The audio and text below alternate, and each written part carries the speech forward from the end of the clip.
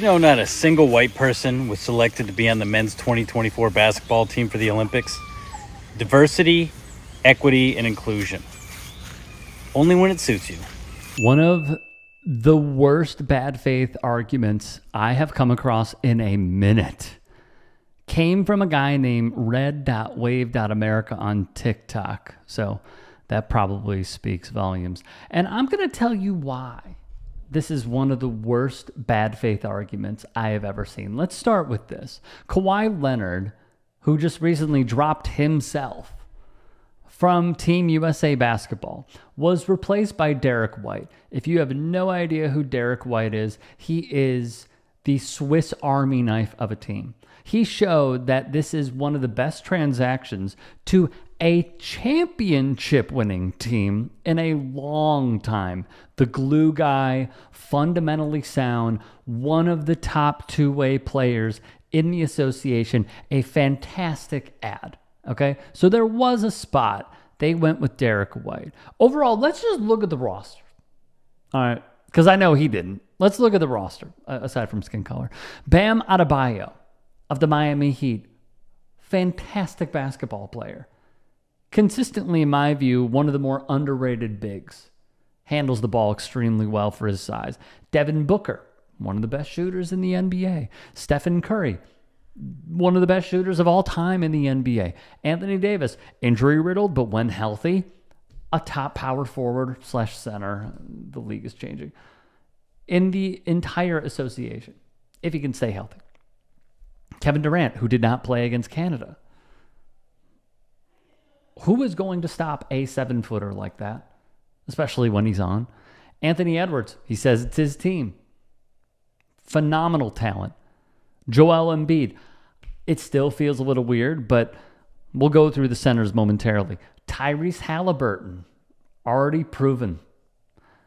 It's also interesting looking back. I don't know if you know this, man, but the Kings and the Pacers made a trade. You know, Domantas Sabonis, white guy. He was traded for Tyrese Halliburton. They sort of swapped sides, and, well, the rest is history. But you probably don't know that. Drew Holiday, arguably the best defensive player in the league. LeBron James, I guarantee this guy hates LeBron. Jason Tatum, a teammate of Derek White's, and then Derek White, Jason Tatum, Derek White winning the NBA championship with the Boston Celtics. Is Austin Reeves, let's go over the white guys. Is Austin Reeves better than one of these dudes? No. Is Chet Holmgren better than anybody on this roster? The answer is no. He's also coming off of his first season. Because as you know, it was, during an off-season scrimmage, he hurt himself because the floors were not great. I don't have to tell you about all this. So he missed his rookie year. This was his rookie year. He was good. Is he Team USA worthy? No, not at this point. Alex Caruso, a stalwart defensively, still inconsistent from three, but has greatly improved. Is he better than any of these dudes on this team? The answer is no. I mean, Tyler Hero, he can play. Is he Team USA worthy? I don't think so. Dante DiVincenzo, I mean, we are fishing here at this point. The answer, of course, is no. They are not snubs. I'm going to go over the snubs in a second. Let's just go over the short list, though. Via CBS Sports. As a reminder, Team USA previously set a 41 personnel player pool of potential candidates to make the team. A total of 30 would remain at the time of this being printed in April. And those players were Jared Allen, really solid defensive center. Paolo Banchero, proven to be a fantastic player for the Orlando Magic, a double-double machine. Desmond Bane can flat out shoot the rock. Scotty Barnes, Mikal Bridges, just acquired by the New York Knicks from the Brooklyn Nets, where they gave up a haul of first-round picks. But again, you know all this. Jaylen Brown of the Celtics, Jalen Brunson of the Knicks, Jimmy Butler, Alex Caruso made the short list. De'Aaron Fox, Paul George, Aaron Gordon, really plays so well off of Nikola Jokic. James Harden, Josh Hart, good defensive player. That's about it. Tyler Hero, Chet Holmgren, Brandon Ingram on the trading block, Kyrie Irving, Jaren Jackson, Cam Johnson. Oh, Whitey, Walker Kessler, yay. Kawhi Leonard, Dame, Donovan Mitchell, Chris Paul, aged. Bobby Portis, no. Austin Reeves, Duncan Robinson. Oh, there's two. Derek White and Trae Young. This means that they were good, but not good enough.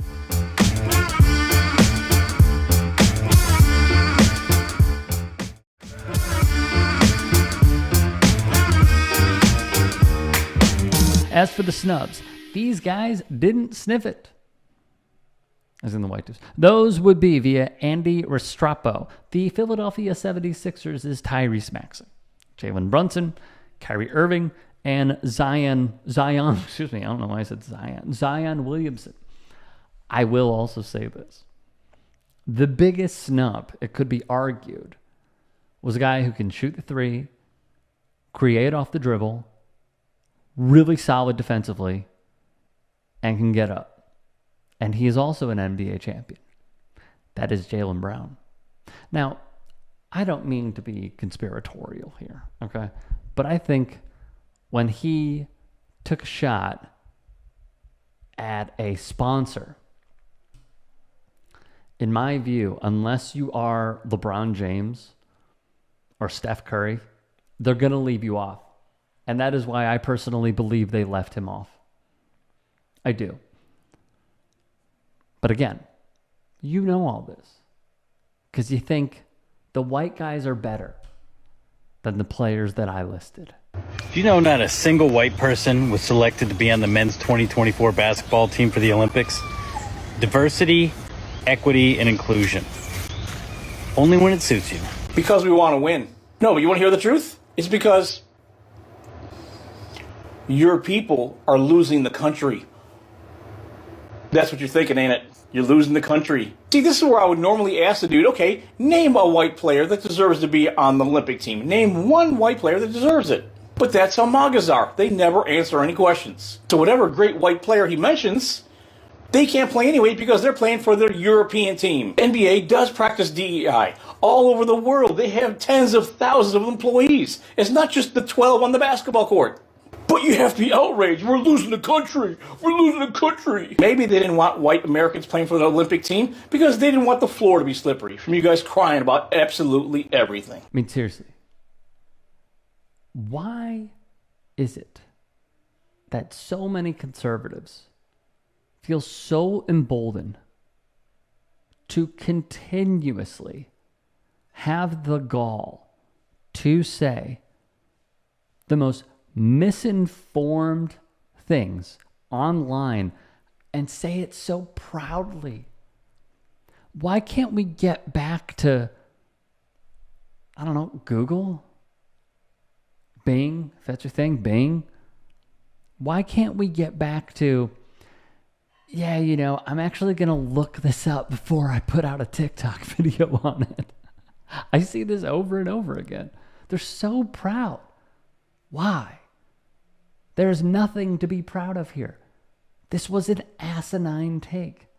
But it is because they have been groomed and brainwashed to believe that the whole movement of diversity, equity, and inclusion fits under the right-wing, fear-mongering umbrella of, let's be clear, white people are being replaced, which we're not.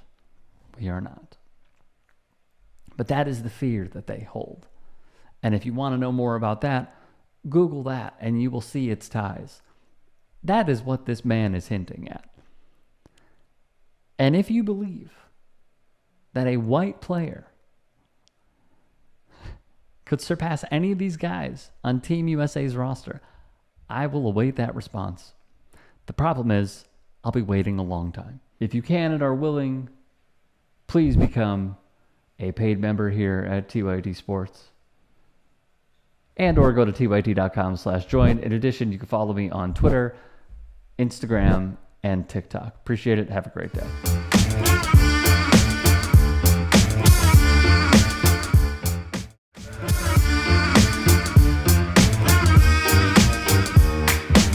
If you want to really see something that's said, take a look at what happened.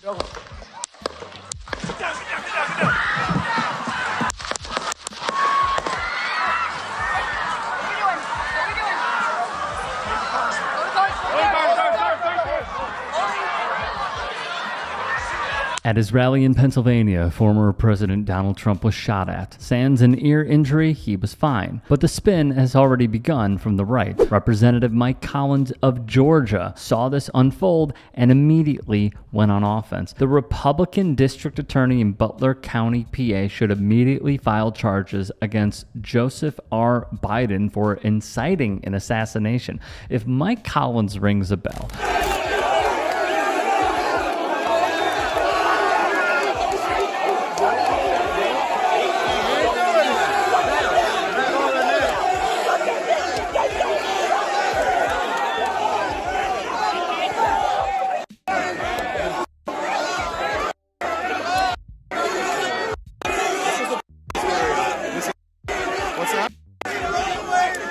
Recall the events at Ole Miss, where students body shamed and racially abused protesters. Collins would tweet, "Ole Miss taking care of business." There is a clear strategy that Republicans are running in the wake of what occurred in Butler, PA, but it's the wrong play in my view. Republican Congresswoman Lauren Boebert of Colorado would appear on 9 News, and she too would blame President Joe Biden. Speaking of rhetoric. Sanctuary to rapists and murderers who come here illegally? Then the Democrats are not the party that we need to appease or tiptoe around. The Democrats are not one negotiation away from loving America. They made a choice to cheer Nancy Pelosi as she tore President Trump's speech. She said this. I looked to my left, and there she is, Ilhan Omar. Whoops. And I said, well, she doesn't have a backpack. We should be fine.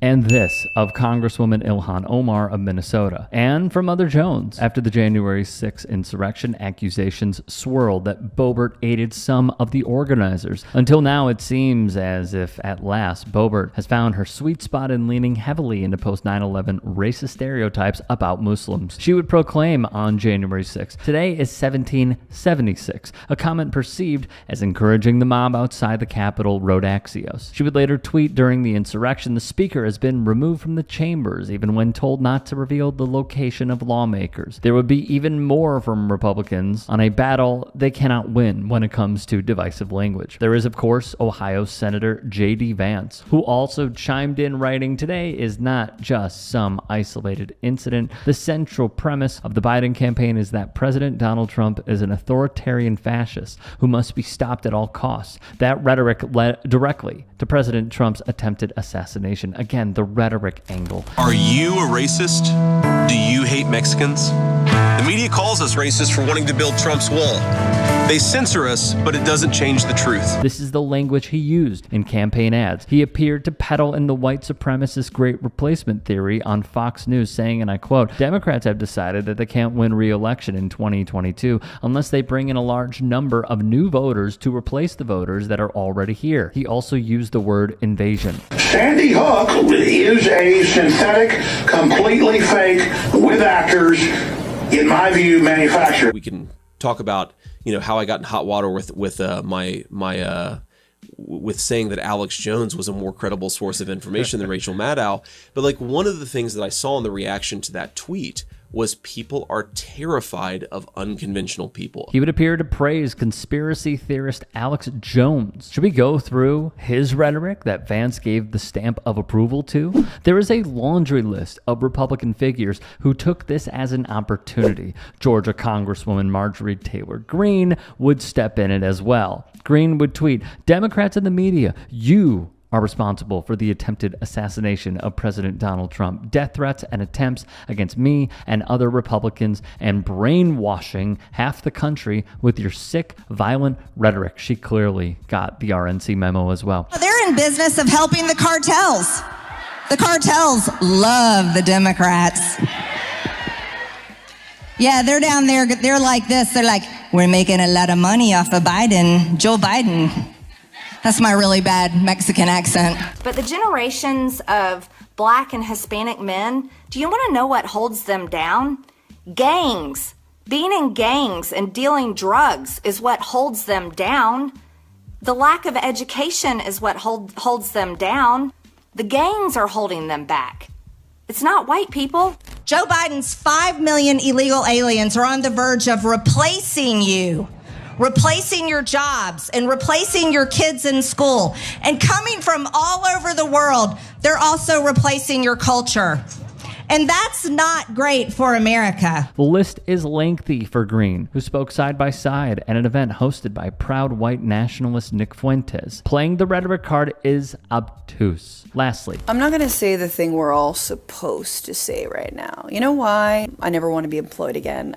No, because while I do believe political violence has no place in our politics, it's already here. Saying that is like saying money has no place in our politics or the Kardashians have no place in our politics. It's a nice thought, but it's a little late. And in large part, thanks to this guy.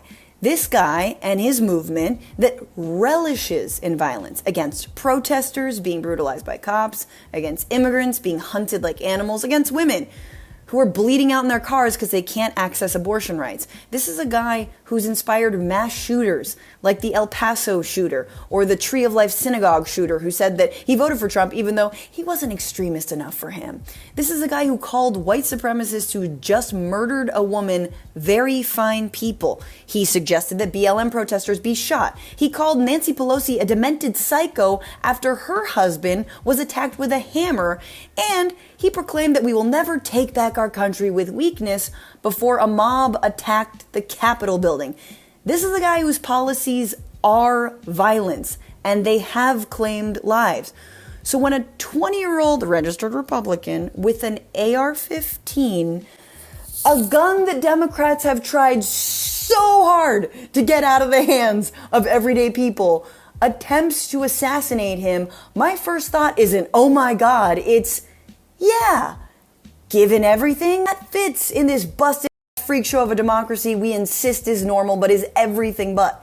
The question is, what are we doing about the political violence other than issuing statements about political violence? And to me, that means organizing, educating, and come November, voting this violent extremist into oblivion. the comrade Francesca Fiorentini hit the nail on the head in her post on Twitter. Well done.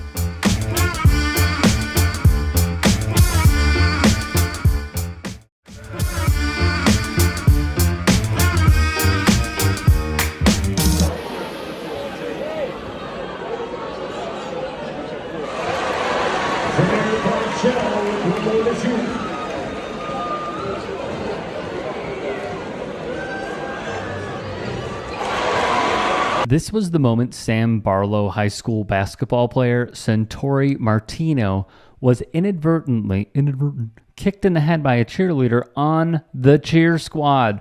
He would remain down as teammates flocked to him to check and see if he was okay. Unfortunately, Martino, after suffering the blow during player intros, would be ruled out for the game, meaning he did not play a single second in it. It all went down before an OSAA state tournament game in Portland on Thursday.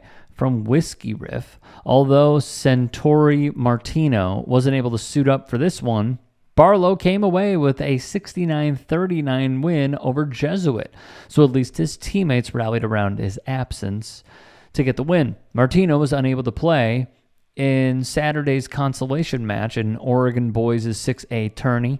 Nevertheless, Barlow got the dub there too by a score of 61-58 over Grant. They would secure fourth place. It's worth spotlighting, though, that Santori Martino is remembered for Faces in the Crowd, the write-ups from Sports Illustrated. This past season on the football field, Martino was a first-team all-conference selection as a wideout and defensive back, and was a second-teamer as a returner. Well done. Cheerleaders getting involved, though, we're all for it. Remember when we covered this story? On your screen is a cheerleader from Mississippi Valley State University. She does a celebration after her team's made free throw, but a player from visiting Alabama A&M gets in her way. Remember this, okay? On the other end, A&M would miss a field goal attempt. Thus, MVSU would be in possession. As the ball goes out of bounds, the cheerleader, circled in red once more, would make her way onto the court and confront Dalen Smith. The announcers would appear confused as the camera pans away from game action and onto the scores table. We would hear calls of "Security! Security!" The PA announcer would do so as well. The announcing crew would indicate the cheerleader is getting tossed from the game. Players look befuddled, and then multiple members of security would make their way to the cheerleaders section and confront the cheerleader. And they're gonna escort one of the cheerleaders out. They say one of the cheerleaders walked onto the court.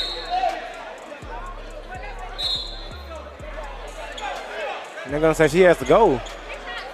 By far one of the weirder things we have seen in the game of basketball. Mind you, it was a tie ball game with less than 3 minutes left when all this went down. Here's the latest.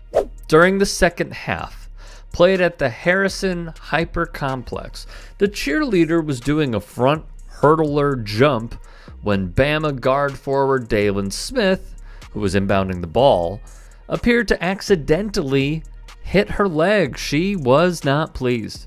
The game went to the other side of the court, but when play returned in front of the Mississippi Valley State cheerleaders, this same cheerleader walked onto the court after a whistle and proceeded to push junior Dalen Smith. As the game was stopped, the broadcasters calling the game began talking about what happened before a woman can very clearly be heard yelling, "Security, security," who eventually came out on the floor, and the cheerleader was escorted off the court. In a statement, MVSU officials would say the following. The Mississippi Valley State University student involved is extremely apologetic about the incident and has written a sincere apology acknowledging her mistake. MVSU officials will be reaching out to Alabama A&M officials. One of the best moments came from announcer Caleb Brunson, who dropped this gem. The Alabama A&M coach, he's fussin', Brunson said. He's fussin' and cussin'. Now here's the best part. As riveting as this video was, the ending to this game was even better. Messiah Thompson of Alabama A&M hit the final shot of the game as the buzzer went off to silence the Mississippi Valley State crowd. He had the perfect touch on his floater as he dribbled right, and he looked up at the crowd as they were in awe of what they watched. And by the way, Dalen Smith, the player that was shoved by the cheerleader, he scored 20 points, including hitting 6 triples. So he had a really good game. MVSU officials said the matter was referred to the university's Judicial Affairs Office and will be handled according to the school's code of conduct policies. The student will not participate with the cheer team pending the hearing results.